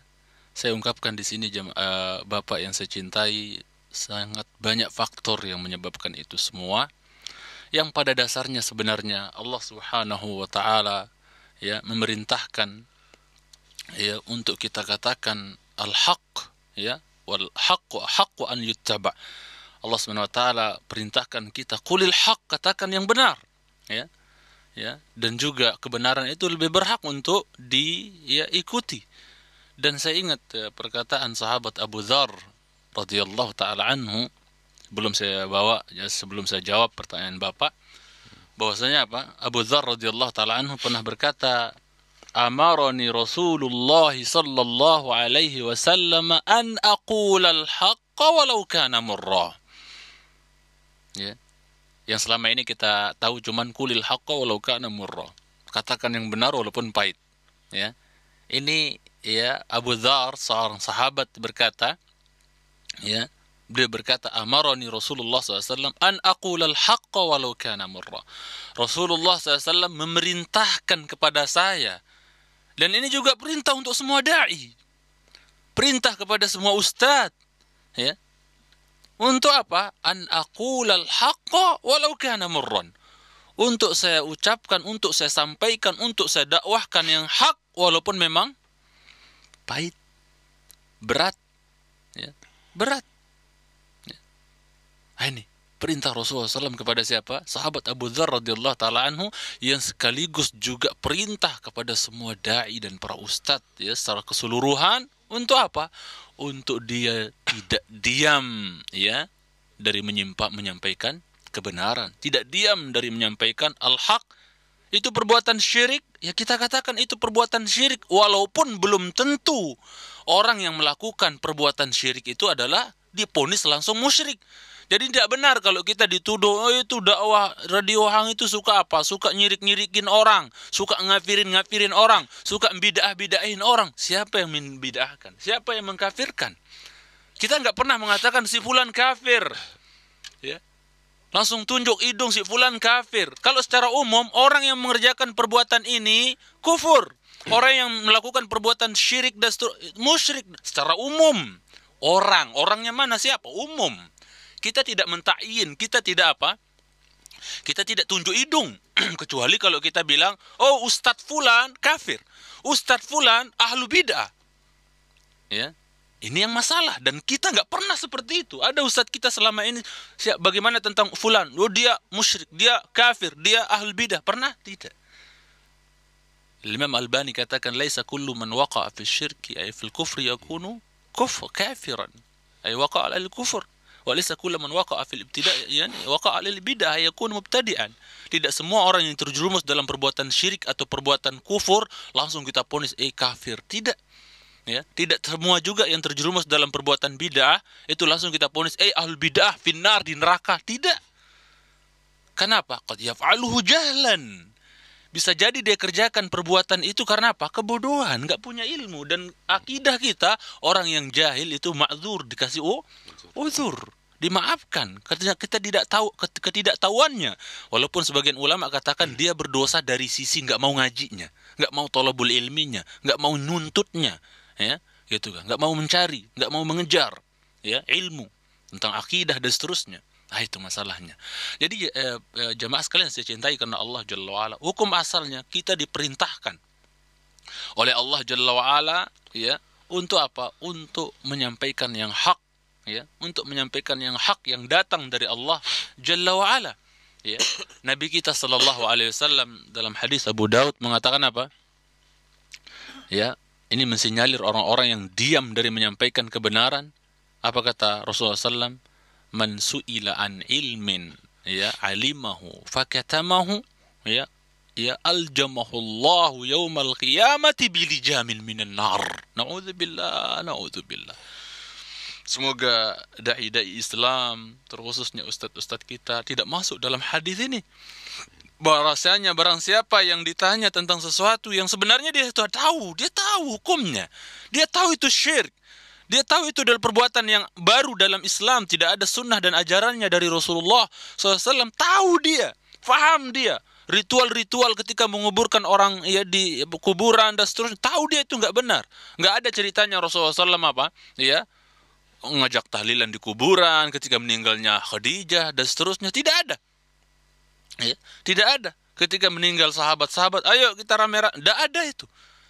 Sebenarnya mereka tahu ritual-ritual seperti itu tidak ada. Akan tetapi subhanallah, nanti akan saya jelaskan insyaAllah ta'ala apa yang menyebabkan itu semua. Apa yang menyebabkan mereka diam dari kebenaran. Sekarang sebelum saya menyebutkan sebab-sebab tersebut, faktor-faktor kenapa mereka diam dari kesyirikan, dari, ya, apa namanya, perdukunan, dari, ya, sihir, santet, kenapa mereka diam dari iklan-iklan, ya, perdukunan, kenapa mereka diam dari perbuatan yang baru di dalam agama dan seterusnya. Sebelum saya jelaskan faktor-faktor dan sebab-sebabnya, saya berikan ancamannya dulu. Rasulullah SAW katakan, siapa yang ditanya tentang suatu ilmu yang dia tahu, sebagaimana dulu ada seorang tuan guru ditanya, di mana Allah, kata, jangan nanya dulu itu bahaya, itu perkara, itu bahaya besar, nanti kamu gila loh. Jangan nanya, dilarang jamaahnya nanya Allah di mana, ya.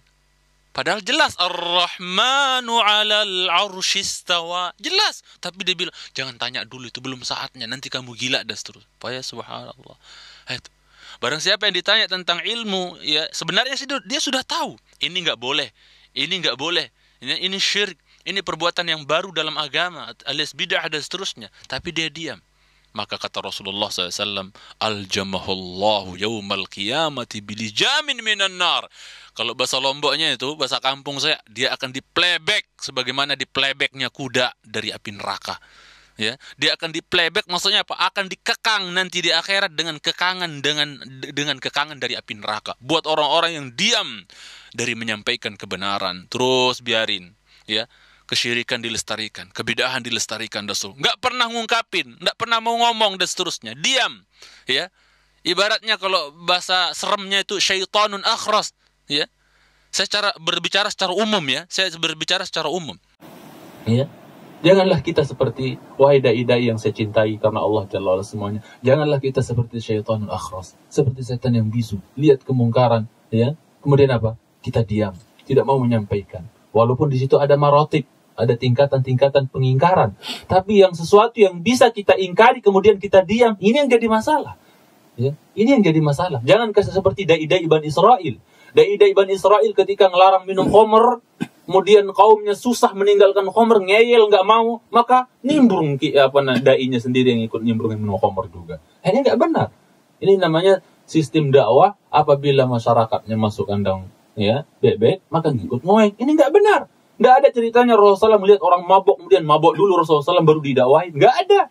Ini prinsip dakwah yang keliru, mohon maaf, ya, jadi seperti itu.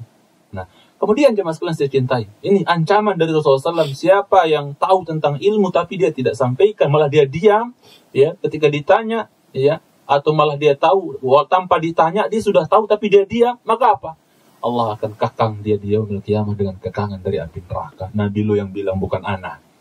Ya. Nabi SAW ancaman buat orang yang menyampaikan apa, yang diam dari ya, kebenaran, menyampaikan kebenaran. Kemudian Allah Subhanahu wa taala firmankan juga dalam Al-Baqarah bahwasanya apa? Ini ancaman Bapak yang saya cintai buat mereka yang diam dari kebenaran. Apa kata Allah Jalla wa Ala? Innal ladzina yaktumuna ma anzalna minal bayyinati wal huda min ba'di ma bayyanahu lin-nasi fil kitab ulaika yal'anuhumullah wa yal'anuhumul la'inun. Allah firmankan, innal ladzina yaktumuna ma anzalna. Sesungguhnya orang-orang yang menyembunyikan, diam, ketem, sukut, diam, enggak mau nyampaikan, biarin aja. Yang penting duitnya lancar, dan so biarin aja kesesatannya dan seterusnya. Ya subhanallah. Ya. Diam. Innal ladzina yaktumuna ma anzalna. Sesungguhnya orang-orang yang diam dari menyampaikan apa yang telah kami turunkan. Diam dari apa? Menyampaikan apa yang telah kami turunkan. Begini loh cara Quran. Ini loh hukum Allah dalam Quran. Begini loh aturan Rasul dalam hadisnya. Diam. Nggak mau sampaikan. Dan kita ketahui Quran dan hadis sama-sama wahyu. Ya kan? Diam dia dari menyampaikan apa yang diturunkan Allah Jalla wa'ala. Ya. Diam. Tidak mau disampaikan. Biarin aja dan seterusnya. Ya. Yang penting saya tetap jadi ustadz, tetap jadi kiai, tetap dihormati. Nggak apa-apa saya ngikut mereka dan seterusnya. Ingat. Wa in tuti' aktsara man fil ardi yudilluka an sabilillah. Kalau kamu ikuti tradisi, kebiasaan kebanyakan manusia, mereka yang akan sesatkan engkau dari jalan Allah. Ini yang terjadi banyak kan? Mengikuti adat istiadat kebanyakan manusia, akhirnya apa? Bukannya malah mewarnai, malah dia yang dicelupin. Bukannya malah mewarnai, dia yang diwarnai. Bukannya malah merubah, dia yang menggoyar, dirubah. Ini muskilah. Ya, di dalam berdakwah. Ini jemaah sekalian saya cintai karena Allah Jalla wa'ala. Jadi Allah katakan sesungguhnya orang-orang yang menyembunyikan apa yang kami turunkan, ya, dari petunjuk, yaitu Al-Quran, ya, wal bayyinat, keterangan-keterangan yang datang dari Allah Jalla wa'ala, ya, min ba'di ma bayyanahu linnas, setelah kami apa? Setelah kami terangkan kepada manusia, ini yang hak, ini yang benar, ini petunjuk, ini kesesatan, ini petunjuk, ini kesesatan. Sudah dijelaskan, ya. Tapi tidak dia sampaikan, maksudnya dia diam. Maka apa? Ulaika yal'anuhumullah wa yal'anuhumul la'inun. Mereka adalah orang-orang yang akan dilaknat oleh Allah Tabaraka wa Ta'ala. Dan laknat artinya adalah apa? Al-ib'ad an rahmatillah. Dijauhkannya seseorang dari rahmat Allah, itu laknat. Orang-orang yang menyembunyikan kebenaran, bagi mereka laknat dari Allah dan laknat dari orang-orang yang berhak untuk melaknat. Ya subhanallah. Ya, relakah kita sebagai dai jadi bahan laknat Allah dan laknatnya manusia, laknatnya orang-orang yang berhak untuk melaknat? Relakah kita nanti dikekang dengan kekangan dari api neraka di akhirat gara-gara apa? Ya, gara-gara kita diam dari menyampaikan kebenaran. Adapun sebab-sebab dan faktornya banyak Bapak. Maka ini inti jawaban dari pertanyaan Bapak. Kenapa sih Ustaz kok mereka diam, nggak mau menyampaikan? Kok antang-antang saja melihat penyimpangan, kesyirikan? Kok nggak ada ngomong dan seterusnya? Maka apa? Di antara sebabnya mohon maaf. Banyak sebab di sini. Di antara sebabnya mohon maaf. Bisa jadi yang pertama, qillatul ilm. Sedikitnya ilmu. Nggak tahu kalau itu mungkar. Makanya Ibnu Mas'ud radhiyallahu ta'ala anhu, maaf saya agak berpanjang sedikit ini Pak ya, pertanyaan ini, ya. Makanya Ibnu Mas'ud ketika didatangi oleh seorang laki-laki, dia berkata, saya rugi banget, celaka, rugi saya wahai Abdullah bin Mas'ud, kalau saya tidak amar ma'ruf nahi mungkar setiap hari. Rugi saya kalau nggak amar ma'ruf nahi mungkar setiap hari. Kata Abdullah bin Mas'ud, iya, rugi kalau tidak amar ma'ruf nahi mungkar setiap hari. Tapi lebih rugi lagi, lebih celaka lagi, lebih rugi lagi kalau ente nggak tahu mana yang ma'ruf dan mana yang mungkar. Qul hadhi sabili ad'u ila Allah ala basirah. Dakwah itu pakai basirah, Mas, pakai ilmu. Jangan hanya pintar cerita, pintar curhat, ya, pengalaman pribadi, kemudian Masya Allah. Kosong dari qala Allah, kosong dari qala Rasulullah. Ini bukan pengajian, ini curhat dan seterusnya. apalagi canda tawa dan seterusnya, banyak tawa dan seterusnya. Wah, ya subhanallah. Ya. Nah itu, yang pertama imma qillatul ilm. Ya, saya tidak mengatakan diri saya banyak ilmu. Satu saat kita nggak pernah ada mengatakan saya alim. Enggak. Cuman subhanallah ada yang parah ya, bicara agama nggak tahu agama. Qillatul ilm, ruwaibidah, rajulun tafih yatakallam fi amril 'ammah. Laki-laki hina, ruwaibid itu artinya orang yang diam, mecuk di rumah, nggak ada kerjaan, nggak ada apa, diam di rumah hina. Itu ruwaibid secara bahasa. Itu ruwaibid secara bahasa. Tapi kata Rasulullah ketika ditanya, mar ruwaibidah, apa yang kau maksud dengan ruwaibidah ya Rasulullah? Beliau jawab, rajulun tafih yatakallam fi amril 'ammah. Orang-orang yang modal kursus bulan 2 bulan langsung naik mimbar. Orang yang belum pernah belajar, nggak pernah ngaji, tiba-tiba naik mimbar, baca koran, pakai modal khutbah dan seterusnya. Oh ya subhanallah. Ini ruwaibidah. Ngawur ngidul jadinya. Ingat, idza usnidal amru ila ghairi ahli fantadhiris sa'ah.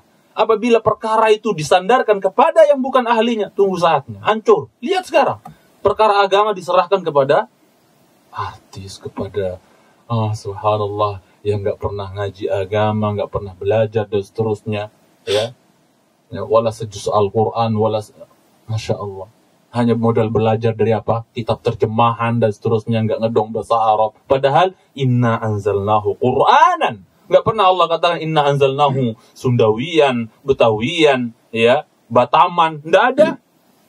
Arabian. Kalau dai ustaz nggak bisa bahasa Arab, kan aneh bin ajaib. Bagaimana dia bisa pahami Al-Quran dan Sunnah yang berbahasa Arab ya dengan benar kalau seandainya dia tidak paham bahasa Arab? La'allakum ta'qilun, kata Allah, semoga kalian paham, ngerti. Kalau nggak paham bahasa Arab, piye ngerti? Ya, sudah yang berdakwah nggak paham bahasa Arab, diajak ngomong bahasa Arab dikit belepotan. Bagaimana mau memahami Quran dan Sunnah dan menyampaikan kepada umat? Ini khatir, musibah. Ya, bagaimana bisa mengetahui ungkapan-ungkapan Allah dan Rasulnya kalau nggak paham bahasa Arab dan seterusnya? Ini yang sebabnya pertama. Qillatul ilm, sedikitnya ilmu, menjadikan soal ya digambarkan oleh syaitan di hadapan dia bahwasanya itu adalah kebenaran, nggak apa-apa. Kan selama ini yang kita dengar dari mereka, nggak apa-apa, itu kan baik menurut siapa? Ya, baik menurut akal kita atau baik menurut apa? Menurut Allah dan Rasulnya. Belum tentu yang dianggap baik menurut akal kita baik menurut Allah dan Rasulnya. Ya seperti itu. Lihat syaitan dulu, iblis dulu.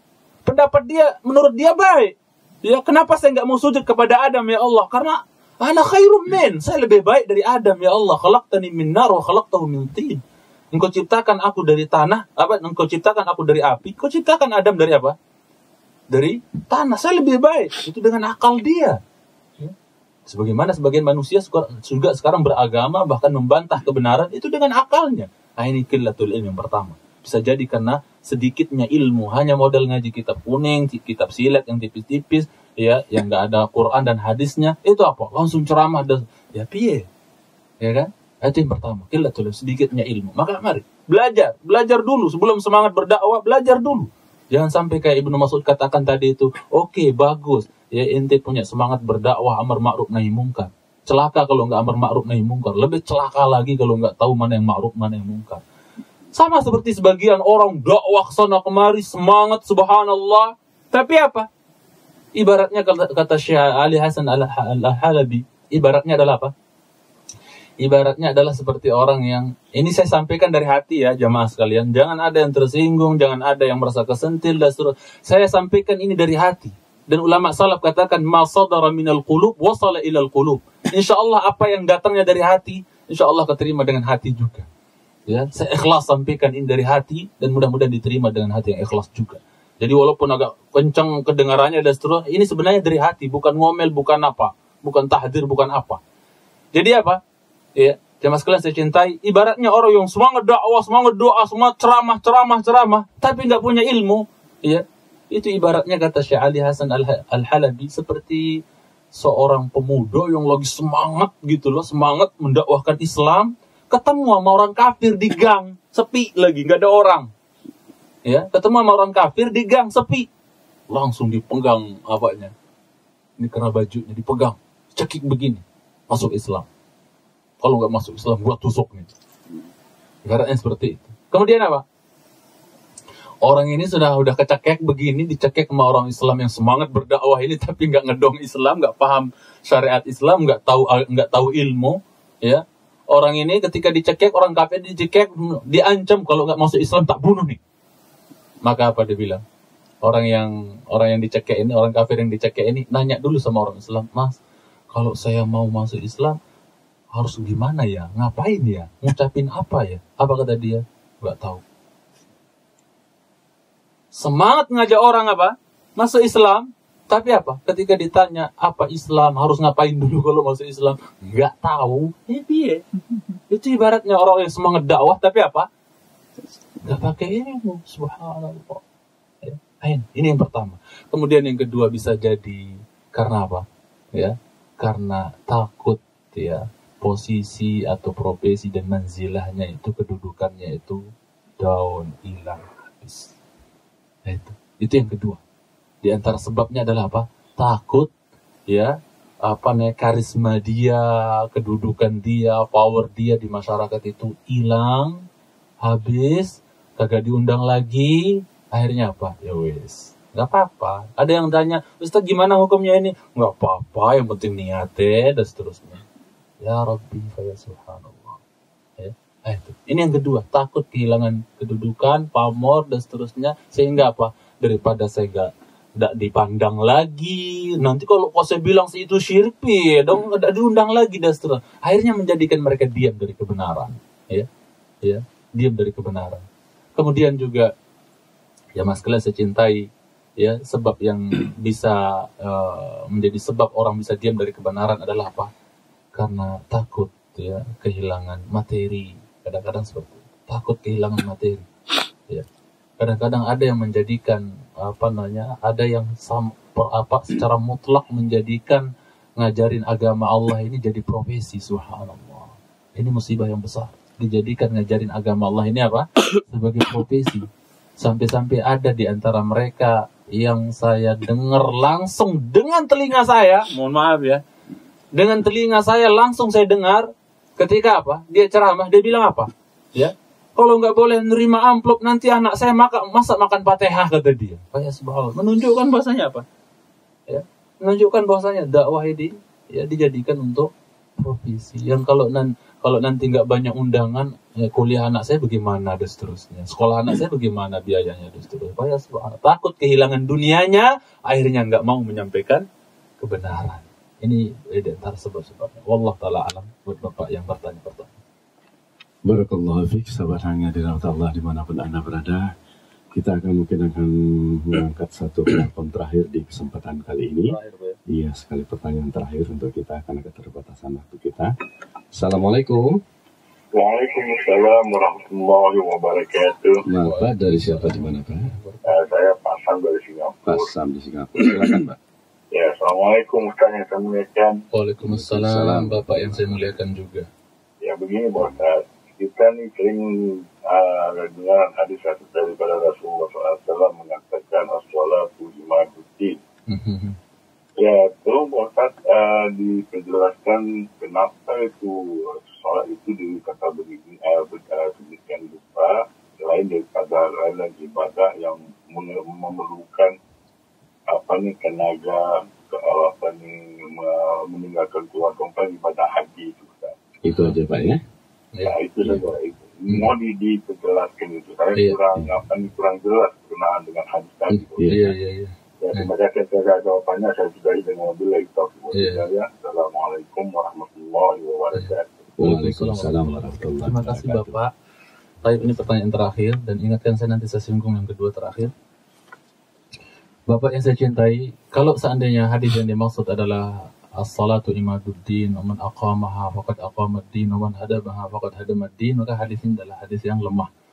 Ya, tapi di riwayat yang lain disebutkan bahwasanya salat itu adalah apa? Yang sahih, ya. Di dalam riwayat lain yang sahih bahwasanya disebutkan salat itu adalah apa?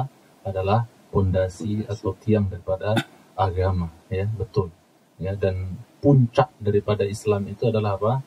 Kalau salat adalah tiangnya, maka puncaknya adalah apa? Jihad fi sabilillah, kata Rasulullah sallallahu alaihi wasallam. Terus pertanyaan, kenapa dikatakan ya imaduddin, ya? ya, menjadi tiang agama yang mengkokohkan agama seseorang. Kenapa dikatakan demikian, Bapak yang saya cintai? Wallah ta'ala alam, dikarenakan bahwasanya apa? Bahwasanya ya, bagaimana Rasulullah SAW sabdakan bahwasanya ya, awwalu ma yuhasabu bihil abdu yawmal qiyamah as-salah, ya, ya, as-salah idza saluhat saluha sa'iru amali wa idza fasadat fasada sa'iru amali. Ini jawaban bagi Bapak, kenapa sih salat itu sampai dikatakan sebagai apa? Pondasi agama yang akan mengukuhkan agama seseorang, ya, menunjukkan, mensinyalir bahwasanya salat itu akan menjadi barometer. Salat itu akan menjadi barometer baik dan tidaknya agama seseorang, baik dan tidaknya akhlaknya seseorang. Makanya sampai Allah katakan innas salata tanha 'anil fahsya'i wal munkar. Sesungguhnya salat itu akan mencegah perbuatan keji dan munkar, ya. Jadi dikatakan dia adalah pondasi, dikatakan dia adalah ya, tiangnya agama, karena ya, baik dan tidaknya seluruh amal kita itu sangat bergantung kepada apa? Kepada salat. Sangat bergantung kepada salat kita, ya.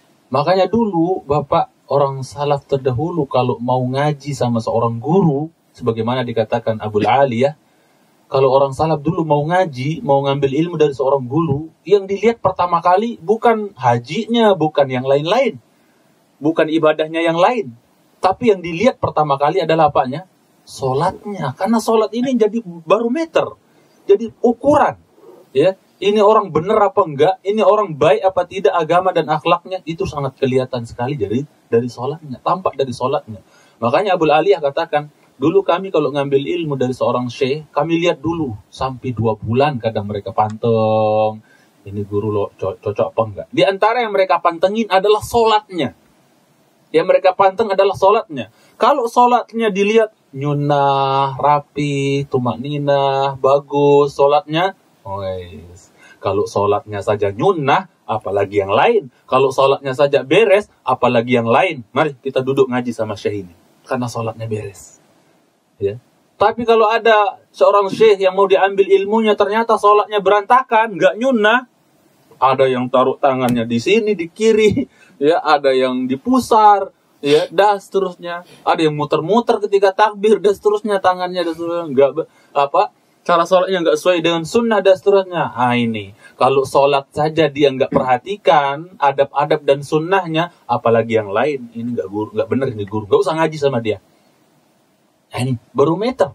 Jadi apa? Kenapa dikatakan ya, sholat itu adalah ya, tiang ya daripada agama kita? Karena baik dan tidaknya perkara agama kita yang lain itu sangat bergantung kepada sholat. Ya, ya, simpel saja. Kita lihat anak istri kita di rumah, kok ya, maksudnya anak istri kita itu kok susah banget, kadang dia akhlaknya nggak baik dan seterusnya, ada masalah dengan sholat. Karena Rasul katakan tadi apa? Perkara pertama yang akan dihisab nanti di yaumil qiyamah adalah sholat. Apabila sholatnya benar, maka benar semua amalannya yang lain, ya, ya, amalannya yang lain, perkara-perkara din, perkara-perkara agamanya yang lain akan tegak juga, karena tiangnya tegak, ya, karena tiangnya tegak, yaitu sholat. Ya. Tapi kalau tiangnya saja sudah bengkok, sudah nggak kuat dan seterusnya, maka apa? Otomatis, ya, perkara-perkara agamanya yang lain akan apa? Akan hancur karena tiangnya nggak kuat, yaitu sholat. Ya seperti itu jemaah sekalian. Ya, itu Bapak yang saya cintai karena Allah Tabaraka wa Ta'ala. Nah, itu makna bahwasanya apa? Sholat itu adalah tiang daripada agama, ya, di mana segala bentuk amalan perkara agama kita itu sangat bergantung baik dan tidaknya, ya, maksudnya akan menjadi barometer atau ukuran daripada baik dan tidaknya yang lain itu, ya, ketika sholat kita baik. Dan ingat, sholat, ya, dikatakan imaduddin karena dia adalah apa? Perkara yang terbesar dari rukun Islam yang ada, perkara yang terbesar setelah syahadatain la ilaha illallah. Itu yang pertama adalah apa? Adalah, ya, yang kedua adalah apa? Sholat. Tidak, bukan haji, bukan saum, bukan zakat, tapi setelah syahadatain yang disebut langsung adalah apa? Sholat, ya. Yang disebut langsung adalah sholat. Sampai-sampai saking pentingnya, ya, perkara sholat ini yang merupakan tiang daripada agama ini, Rasulullah SAW menjelang wafatnya, detik-detik terakhir wafatnya Rasulullah SAW, beliau bersabda, as-salah, as-salah, wa ma malakat aymanukum. Ya. Pelihara salat, pelihara salat, pelihara salat, jaga salat dan hamba sahaya kalian, kata Rasulullah SAW dalam hadis Al-Bukhari. Ya. Jadi seperti itu menunjukkan pentingnya agama ini, ya, dikarenakan pentingnya salat ini dikarenakan salat sekali lagi adalah apa? Ya, tiang daripada agama kita. Dan Umar ketika bin Khattab menjelang meninggal juga mengatakan, "Ama la hadda li ahadin fil islami adha'as salat." Ketahuilah tidak ada nasib bagi seseorang di dalam Islam kalau dia menyia-nyiakan salat. Jangan ngaku-ngaku Islam lah kalau seandainya apa? Ya, salatnya ditinggalkan, dilalaikan dan seterusnya. Ayadzan billah. Maka ini sekali lagi menguatkan bagi kita bahwasanya salat ini adalah dikatakan ya tiang daripada agama, karena dia adalah ya barometer atau ya sebagai tolak ukur dari perkara agama yang lain. Wallahu taala alam. Dan saya sambung sedikit, tadi ada yang kurang di materi, bahwasanya 4 hakikat Islam yang wajib diketahui. Itu Bapak jawaban tadi saya tadi kurang lebihnya seperti itu. Saya tambahkan tadi yang kurang dari materi saya yang terlupakan, yaitu 4 hakikat Islam. Kita baru menyebut 2. Kita baru menyebut 2 saja, 2 pertama. Yang 2 pertama ini wajib dan harus ada pada diri seorang muslim dan muslimah, yaitu ikhlas dan ittiba'ur rasul, memurnikan ittiba' kepada Rasulullah sallallahu alaihi wasallam. Adapun yang nomor 3 dan nomor 4, ya. Adapun yang nomor 3 dan nomor 4, ya, nomor 3 dan nomor 4, yang ketiga adalah lawanan yang pertama. Lawanannya yang pertama, yaitu apa? Kalau seandainya apa? Kita bicara tadi ikhlas, berarti apa? Lawanannya adalah syirik. Ini yang ketiga. Yang 2 terakhir ini haram ada pada diri seorang muslim dan muslimah. Kalau 2 pertama wajib ada, ya. 2 terakhir haram ada, yaitu apa? Syirik. Dan yang kedua adalah apa? Lawanan daripada yang nomor 2. Yang nomor 4, yang terakhir adalah lawanan dari nomor 2. Apa lawanan yang nomor 2? Yang nomor 2 adalah memurnikan ittiba kepada Rasulullah. Berarti yang keempat adalah apa? Lawanan yang nomor 2, yaitu apa? Al-ibtida' wal ikhtira' fid din. Yaitu apa? Mengada-ada, memproduksi amalan-amalan, ritual amalan sendiri yang tidak ada contoh dan sunnahnya dari Rasulullah sallallahu alaihi wasallam. Ya, itu 2 terakhir. Ya, dari yang nomor 3 adalah lawanan pertama, lawanan ikhlas, yaitu syirik. Lawanan yang keempat lawanan dari nomor 2, yaitu apa? Al-ibtida' wal ikhtira', mengada-ada di dalam agama. Makanya saya pesan di majelis yang terakhir, di majelis ini dan terakhir dari saya, ingat, daripada kita capek-capek mengerjakan sesuatu yang enggak ada sunnah dan contohnya dari Rasulullah sallallahu alaihi wasallam, ya, mending kita bubuk, ngorok, anteng. Ya. Seorang ulama salaf berkata, la antana ma'ala sunnatin khairun min an taquma 'ala bid'ah. Kamu bobo, anteng-anteng, ngorok, ya, sesuai dengan sunnah, ya, tidur sesuai dengan sunnah, baca doa, enggak untung kurap dan seterusnya. Engkau tidur sesuai dengan sunnah itu lebih khair, lebih baik, lebih afdal, lebih mending daripada kau bangkit, bangun, melek, tapi apa? Di atas kebidahan, semangat mengerjakan kebidahan. Mending tidur, enggak akan mendatangkan. Tidur sesuai dengan sunnah dapat pahala enggak? Apalagi dengan niat supaya fresh ibadah yang sunnah dan seterusnya, dapat pahala. Tapi bangun teriak-teriak kencang-kencang, habis tenaga, habis harta dan seterusnya, letih-letih dan seterusnya, capek-capek, tapi tidak di atas sunnah, enggak dapat seujung kuku pahala. Ini manhaj yang harus kita pahami, jemaah sekalian, pendengar Radio Ham yang saya cintai. Ya, mungkin ini saja yang bisa saya sampaikan karena ada isyarat waktu telah habis. Ya, maka kita tutup sampai di sini. Sekali lagi saya ulang apa yang saya sampaikan ini dari hati, jangan ada yang tersinggung, jangan ada yang merasa tersentil. Ini nasihat datang dari saudara yang mencintai antum karena Allah Jalla wa Ala, dan lakukanlah atau sikapilah orang yang menasihati Anda sebagaimana orang salaf katakan, anggaplah orang yang menasihati Anda adalah sebaik-baik orang yang mencintai Anda. Prinsip ini. Anggaplah orang yang menasihati Anda adalah sebaik-baik orang yang mencintai Anda. Ya. Ini yang harus kita tanamkan, sehingga kalau ada yang kayaknya nggak sesuai dengan apa yang di hati, oh ini kurang ajar ini ustadznya nih, ya menyinggung-nyinggung saya, dan nggak ada niat untuk itu. Saya menyampaikan ini karena anak cinta kepada antum semua. Saya menyampaikan nasihat-nasihat ini karena kita cinta kepada kaum muslimin yang belum tertunjuki kepada ya jalan yang benar. Ya, dan ingat, jalan menuju surga itu cuma satu yang digaris oleh Rasulullah. Adapun jalan-jalan yang banyak, yang bengkok, maka semua dikatakan oleh Rasulullah, di situ ada setan yang berdakwah kepada jalan yang bengkok tersebut. Maka mari kita ikuti jalan Rasul yang lurus, yang cuma satu. Hadza siratullah mustaqim. Ini jalan Allah yang lurus. Subhanakallahumma wa bihamdik, asyhadu an la ilaha illa anta, astaghfiruka wa atubu ilaik. Assalamualaikum warahmatullahi wabarakatuh.